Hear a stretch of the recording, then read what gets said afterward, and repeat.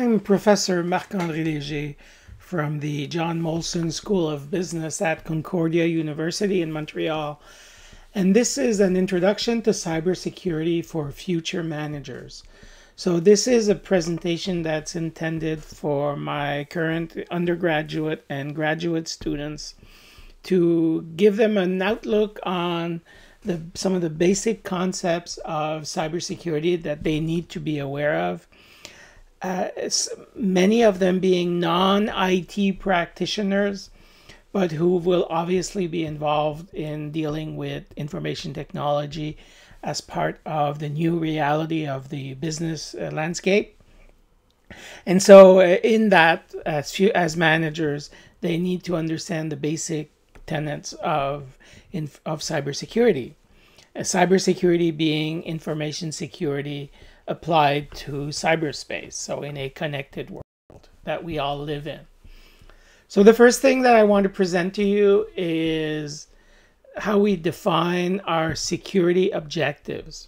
The things that we're trying to protect, keeping in mind, because you've seen my other videos and you've seen my introduction to the core concepts of business technology, and so information technology used in a business environment, and that this has tremendous value to the organization. But from a cybersecurity point of view, we measure this value in terms of this triangle of confidentiality, of integrity of the data, and of the availability of the data.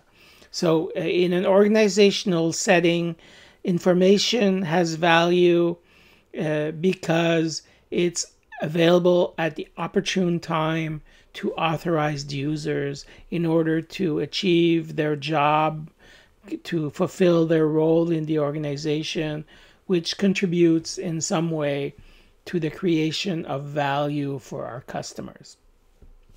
Perhaps by creating a competitive advantage or maintaining a competitive advantage. And so, there's the possibility that because we need the data, the information is structured data. So we need the data to be available at the appropriate time. And the data can be unavailable, can be destroyed, can be encrypted, maybe in a ransomware attack, therefore not being available. That would be a problem with our security objectives. We need the data to stay confidential because it has value to us. Maybe there's some privacy issues that contractually or legally require us to keep the information confidential. So if the information is unauthorized, is divulged without our authorization, then we have a violation of this confidentiality. We need the data to stay the way that it is, to be usable, to be correct, to be valuable to us. So if there's an accidental or a voluntary alteration of this information, of the data, then this is a violation of the integrity principle of this CIA triangle. So these are our three basic security objectives. So keeping in mind, we're looking at it from a cybersecurity point of view. Then the other concept that we have to be aware of is the fraud triangle. So why do people do bad things? Why do people commit crimes? Why do people commit a fraud, right? Which is a form of crime. So keeping in mind that, we're talking about something different than an accident because of the concept of mens rea. Mens rea being criminal intent. So the difference between a fraud and an incident or an accident is the criminal intent. So if I do something because I made a mistake, that's not fraudulent. But if I purposely do a bad thing in order to cause you some kind of damage, we have this criminal intent. Obviously, if I'm trying to steal your money, purposefully trying to steal your money, then there's definitely criminal intent, so mens rea. So in order for this to happen, there needs to be a combination of three elements. So we have another triangle here that helps us to understand fraud. So first we have the opportunity, right? The opportunity to commit a crime, to commit a fraud, which may be caused by a lack of control, or lack of internal control, lack of surveillance, lack of adequate security mechanisms or processes that are in place. So there's this opportunity. Then there's some kind of need that I have, or perhaps external pressures that I have. Maybe I owe people money, I have a debt. Maybe I just, really hate this company and I want to take a revenge on them. Maybe I have addiction issues. Maybe there's some other issues as well. So this should be addiction right away, not addition. And then finally, the third component, rationalization. Again, somehow, in my mind, in my twisted mind, perhaps, I can find it morally acceptable to do this, to commit this act, to do this thing. So maybe because I'm a cyber criminal, so I'm a criminal. This is what I do. So it's okay to me because this is how I make a living. This is how I feed my family. Maybe I just hate this company so much, and they're like really bad people, and I know because I was a former employee, so I know how I can take advantage of some of their weaknesses or some of a lack of something that they have, and I know how to do it. And and I think it's okay, and I've got a really good reason because they really didn't treat me very well, and they didn't pay me what I deserved, or they're not paying me what I deserve, and so it's okay to do that. Maybe it's family pressure. Maybe or I owe somebody a favor, or I owe somebody money, and in order to pay them back, they have me do something. I mean, there's just so many examples on TV, in different TV shows where you can see this happening. So keep this in mind, right? The second model here, which is the fraud triangle, to try to understand. So the third triangle that we're looking at is the risk triangle. So trying to understand what is risk exactly. And of course, in order to understand this, we need to also keep in mind that when we're talking about security, and in our case of cybersecurity, we're thinking about the absence of unacceptable risks. So there's a relationship between security and risk. And basically, one is sort of the opposite of the other. So when there's risk, there's no security, or there's less security. And the more security there is, the less risk there is. So those two are related. And so thinking about, with the fraud triangle that we talked about, and the CIA, the security objectives that we talked about, and they're all connecting together in this risk triangle. So on one side, we have the threat, the potential threat. So these are like the hazard, the accidents, the attackers, the viruses, the cyber criminals. These are like the potential bad things that might happen. In the case of the cyber criminals, this is where, or a disgruntled employee, we're thinking about the fraud triangle connecting to help them justify why they're able to do this and becoming a threat. On the other side, there's the vulnerability. So the vulnerabilities, these are different bug, weaknesses, configuration errors, things that maybe in the fraud triangle we were talking about as opportunities. The knowledge that they're there, of these vulnerabilities, that contributes to creating an opportunity for the cyber criminal or the disgruntled employee. And then finally, the risk exposure. So how exposed are we to this risk? What are the potential impacts or potential damages that could occur should this risk materialize? And so they're connected to the CIA triangle, so to our objectives, because the impact is basically some kind of negation of these security objectives. So if I need information to stay confidential, if it becomes known, then this is an impact to confidentiality. We can say the same about integrity and availability. And of course, there's another potential aspect as well, which is financial loss, right?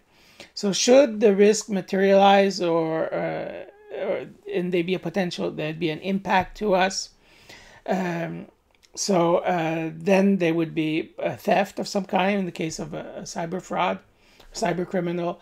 And then the washing machine is there to illustrate that the next step is money laundering, meaning the cyber criminal will extract financial or convert somehow what he's stolen to a financial currency, which then he will launder and then try to make it back into clean money.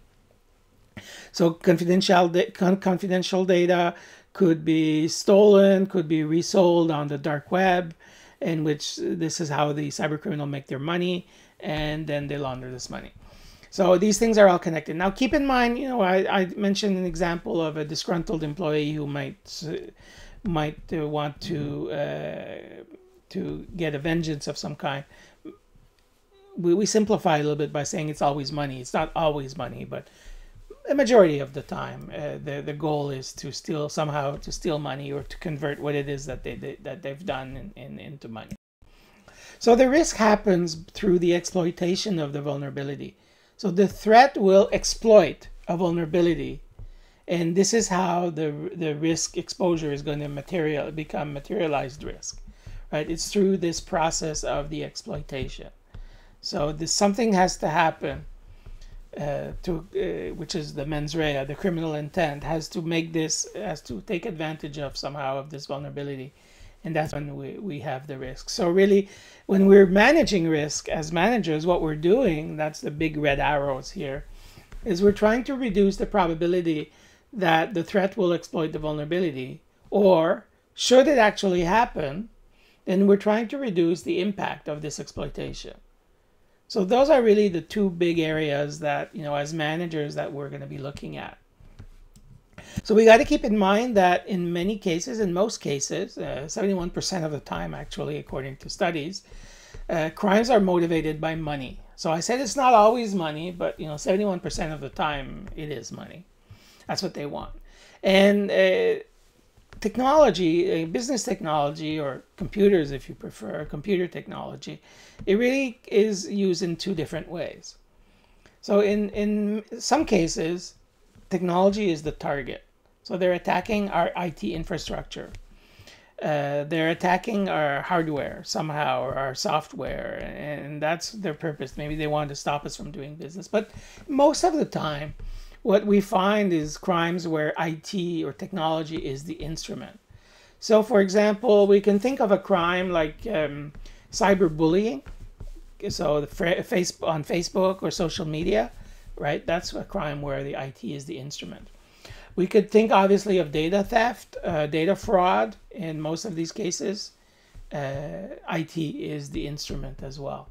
So it's really the most common type of crime. But again, 71% of the time, it's really all boils down to making money through this somehow, and affecting the reputation of the organization or things of that nature are, more often a secondary effect of the actual financial crime that's taking place. So so we're going to focus more on, of course, as I'm sure you've noticed by now, on the criminal aspect of it, on fraud and cyber-related crime. We have a sort of an idea, sort of a model to explain how many of these crimes occur. And so this is called the cyber kill chain. So this is an adaptation of something the military has been using for a while, which is known as the kill chain.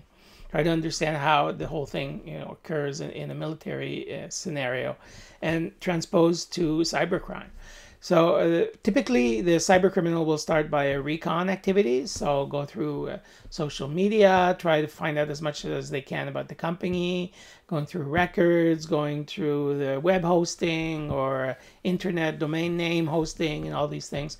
Try to figure out, get as much information as you can on a potential target. This is typically a pretty long process. It can be short, but would be typically long, even probably the longest of the whole chain.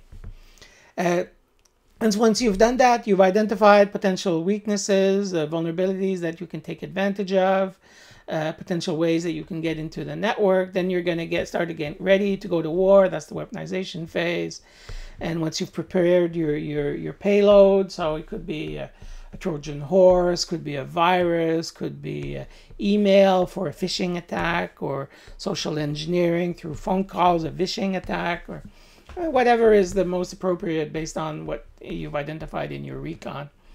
The next step is to deliver that payload then to the target system.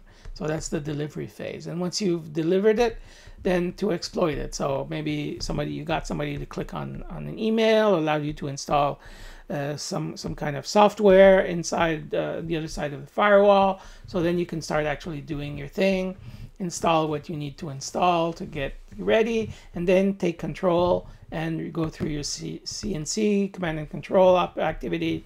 So actually do what you're going to be doing, have control of the network or transfer all the files, etc., and then get out, exfiltration. That's the basic cyber kill chain. So trying to understand, in the case of an attack, how is this actually happening? What's the actual process? So for us as managers, of course, we're going to want to try to understand this and try to see, okay, what can I do as a manager? And there's really two sort of areas that we can look at. The first one is the human factor, because the big problem, the big weakness that we have, and the big difficult to control variable that we have is the human factor. So we got to be able to look into that. So, and how we can best deal with the human factor is having human-centered security policies. So security policies that make sense to actual living, intelligent people working in our organizations. We want something that makes sense to them, that is at a human level, not 100-page security policy, like a 1 or 2-page security policy that they can understand. We want to also make sure that our key management people, our top highest level management people, take ownership of cybersecurity and are seen and active in taking ownership of cybersecurity. This including the CEO, CFO, and something called the CISO, the Chief Information Security Officer. And that Chief Information Security Officer has to have real power and real influence in the organization. And this has to be known and seen. You don't want to have just a puppet figure there just because you need to have somebody in charge of information security. And this can't be the same person as your head of IT, because then you have the fox in charge of guarding the chicken coop, right? So you want to have separate responsibilities here. And there's a technical side and there's a business side to technology. And you don't want to have the technical people at the top level of managing cybersecurity. You need a cybersecurity awareness program. So this is a continuous education, ongoing awareness program, formal, throughout your organization, that includes activities when people get hired and throughout their whole passage in the organization, as well as when they leave. You need to do phishing tests, penetration testing in general, but particularly phishing and vishing, so on the phone, voice. So all these things, you have to have like an actual program. You need to continuously test your security. You want to have a zero trust mindset in place through your processes, through your access management, through your system accesses, through your segregation of your networks and organization of your networks. The zero trust architecture, or the zero trust mindset, is about having gates and controls in place. But we'll talk about that a little bit more in the next slide. But that has to apply not just from a technical point of view, but also as a mindset. You want to make sure that people have minimal privileges. You assign just what people need and nothing more. And also that all the duties are segregated. You don't want somebody to be able to sign to print the check and to sign the check and to handle your books, right? Because for sure you're creating an opportunity. Remember the fraud triangle, right? You don't want to create that opportunity for people to do that, right? And people to know that they can do it because they have they have the ability to control all the different phases of an internal control. So segregation of duties.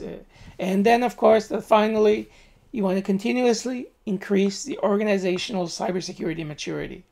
So you want to create a culture of security in the organization. You want to nurture this culture of security. You want to improve the level and the understanding, the maturity of all the different components of the organization in matters of cybersecurity. So that's this concept of organizational maturity. Then from the more technical point of view, you want to implement something called defense in depth. This is a concept where basically we have a series of layers that someone would need to get through in order to be able to get to our data and to our systems. So this is the layered approach. And this will have several layers. And you can have different levels of defense in depth, but the current models that you see have, I have the total list here, like physical security, authentication and password controls, antivirus software, firewalls, DMZs, demilitarized zones, intrusion detection systems, intrusion prevention systems, packet filters, then some controls and the routers and switches, some proxy servers segregating your networks, some virtual private networks, logging and auditing control so you can track what's going on, biometrics so that you can have multiple factors of authentication of your users. You can have time-based access controls, and then you could be using some proprietary software and hardware for security purposes. So that is unique to your organization. So these are multiple layers. And the idea is to have, as illustrated on the right here, to have multiple layers that the cyber criminals or the people attempting to commit some kind of cyber crime or some kind of threat to your organization would have to go through all these layers. Just like, in the Die Hard movie, when the criminals are trying to drill through the different 8 levels of protection before they can get in, and John McClane is trying to stop them before they get all through these 8 layers. So having all these layers means that it gives you some time. If you're aware that something's going on, you have time to react and to act and to implement some kind of disaster recovery plan or incident management plan in order to prevent the risk from materializing. So we, as a manager, what do we want to do, right? And first, one of the things we want to do that we need to be able to do is to put in place some kind of framework. So we don't want to just invent our own little idea of cybersecurity. We want to look to frameworks, and to these frameworks that can help us to define, so what we call set your intent. So to put in place a strategy, to have a strategic approach to cybersecurity that's going to include things like business continuity, compliance issues, because we have all kinds of regulatory and legal compliance issues, contractual requirements. We also want to have some measures in place for brand protection, while still keeping keep us growing our bottom line. So really understanding that as part of our framework that cybersecurity is important, but we don't want it to be too much of a burden on our bottom line. So these how security is connecting to business and how risk is connected to opportunity. So the framework is going to help us to define this. We want to make sure that the cybersecurity leadership has influence in the organization. So we want to have a position that has impact, that has political sway, that has a top-level mandate, and also that the leadership has KPIs, so indicators, metrics tied to it, key performance indicators tying to cybersecurity. And that would be connected to the incentives that these top managers and the cyber leadership would have. So we have to connect these pieces together. We want to get the right kind of cybersecurity leader that corresponds to the culture and the nature of our organization. And we should really prioritize the mindset over the technical skills, the ability to bridge business and technology. We need somebody who has relationship and political abilities more so than technical abilities.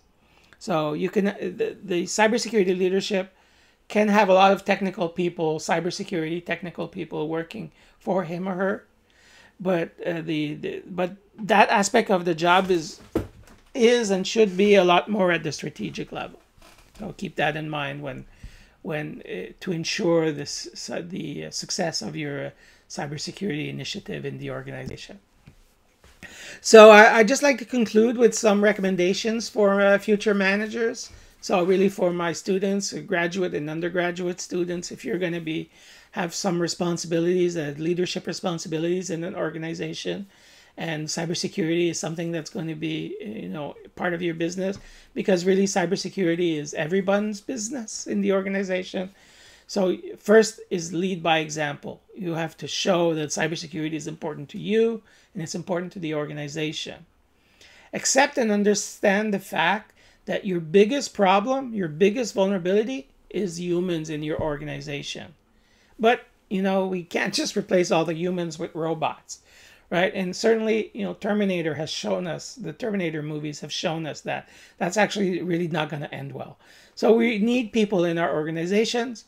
So they're our greatest asset, but they're also our greatest vulnerability from a cybersecurity point of view. So we need to educate our employees, our users, and we need to educate them in particular about social engineering and about security in general.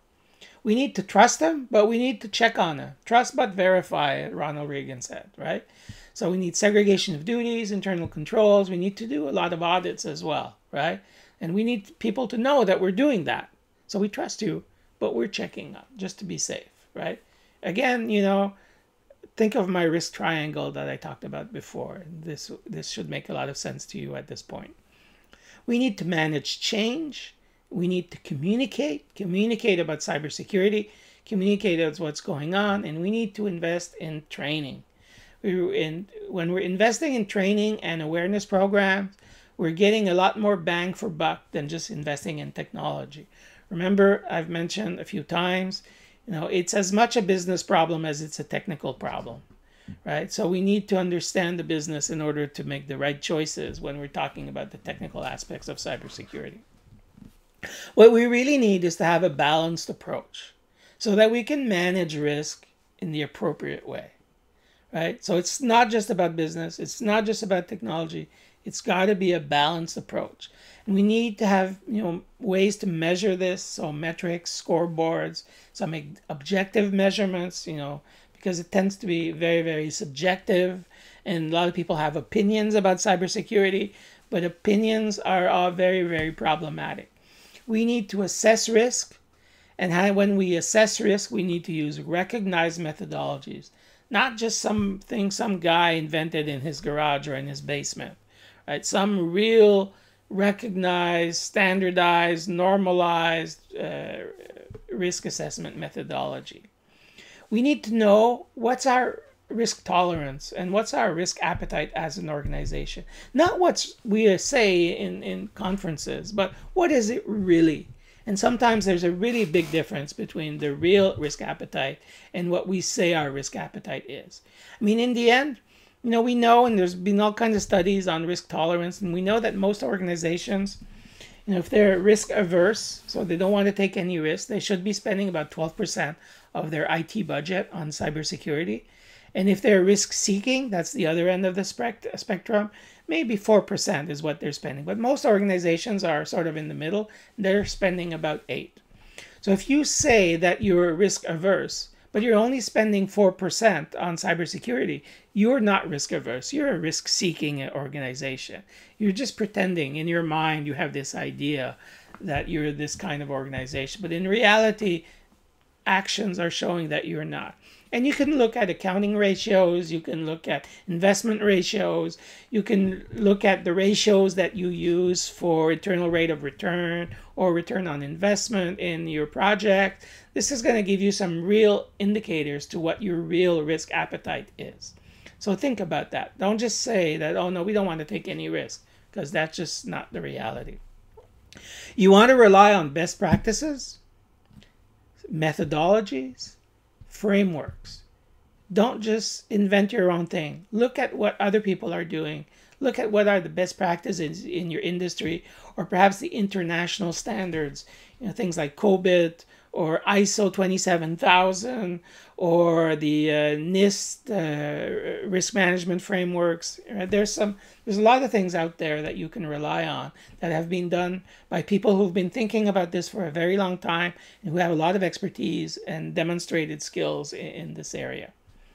Now, you're going to want to spend some money, but spend your money smart. Spend your money wisely. Remember that, civis pacem para bellum. If you want peace, prepare for war. That's what that means, right? So get ready for the worst, but hope for the best, right? So that's my sort of a manager's intro to cybersecurity. So hopefully this is something that's going to be useful to you for the next few years professionally. So thank you very much.